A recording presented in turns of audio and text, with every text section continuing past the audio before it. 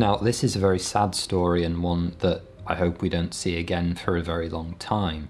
There's a story that's been reported in the national press quite recently where a junior doctor has been jailed and sent to prison following an incident where essentially after working a 12-hour night shift, they were driving home and tragically drove their car into 2 women and 2 children on a zebra crossing. One of the women involved has since had their leg amputated and the other 3 have all sustained quite serious fractures.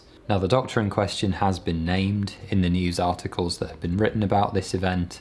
I'm not going to dwell on their identity in this video because it's not central to what we're going to be talking about today. It's clear from other witnesses that were present at the event, remembering that this was happening early in the morning around the school drop-off time, parents bringing their children to school, that the doctor had tried to overtake unsafely a line of traffic. Now, I don't think anybody is entirely clear on exactly what happened in the moments leading up to the collision, but the following statement has been released by the doctor's defence counsel. Quote, "He accepts he was more tired than he appreciated at the time. He failed to appreciate the effect the night shifts would have on him and his ability to drive.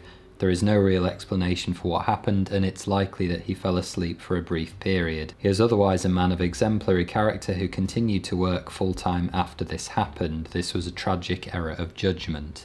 And that is really what this was about, a tragic lapse and error in judgment. This was a new junior doctor, so we're now approximately 4 months into their clinical career as we approach the rotation point for foundation doctors, potentially still getting used to exactly how night shifts affect them and getting used to the general fatigue of being a junior doctor. I want to be clear that I'm not trying to make any excuses for what happened, I'm just trying to remember what I was like at this point in time, and I was still, I think, very tired getting used to the role. This situation with the new junior doctor absolutely exhausted after a night shift is still very real in my mind. And I've linked down in the description below a really interesting article from the RCPCH, the Royal College of Paediatrics and Child Health, and the main takeaway from that article really is by the time you've finished a night shift, you've worked all the way through and you're sleep deprived from working overnight. The fatigue basically is thought to have a similar cognitive effect to being at the legal drink-drive limit if you had been drinking alcohol. The point being that cognitively you are very knocked off functionally, even if you don't necessarily feel like it. The judge has released their statement for the case as well, stating, quote, "I accept your remorse is entirely genuine, but these are very grave offences. There was no reason for your manoeuvre and no attempt to slow down. You were aware that you should not have driven and the injuries caused were catastrophic. I am mindful of your exemplary character and you are unlikely to offend again.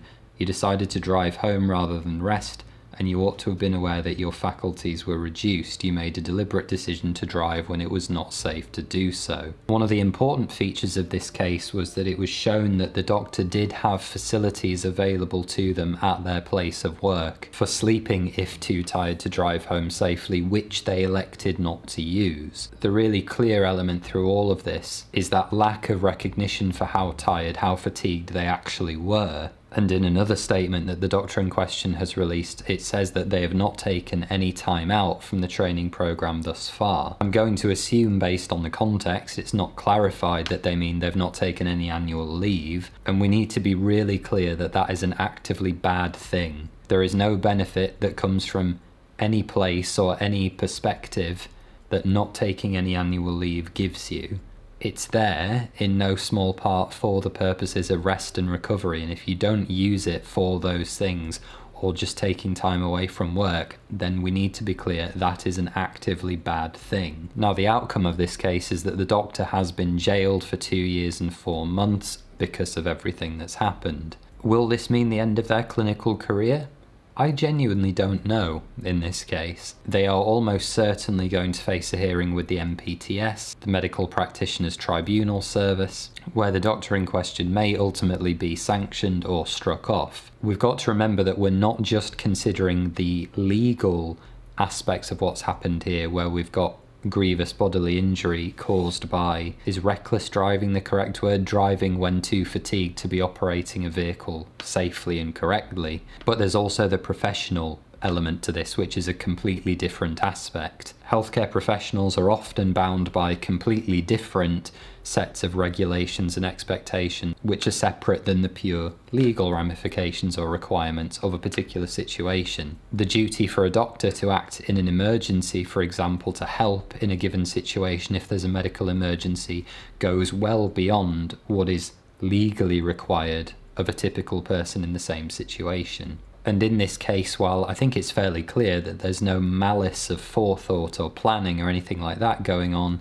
what we clearly do have here is an element that this doctor wasn't able to recognise properly their ability to practice safe medicine, and that obviously is a really major cause for concern for their clinical career going forward. But it's just a really awful situation all around, and the key thing to take away from this, if you're a medical student, a junior doctor, is that if you're working these kind of shift patterns and you do not feel safe, you don't feel able to drive home afterwards, then rest facilities at your place of work are an absolute must. Or alternative arrangements, something like a paid taxi home to save you driving. And at the very least, just as you wouldn't let a friend or a colleague drink and drive, I think we do have to check in on each other at the end of these night shifts and check that your colleagues are okay to drive if they are going to be driving home. And perhaps the last thing to think about with this case is that if we know that simply working a night shift you get to this level of fatigue where you wouldn't be safe to drive or operate heavy machinery, there's an irony to the fact that at the end of that night shift you are still deemed safe to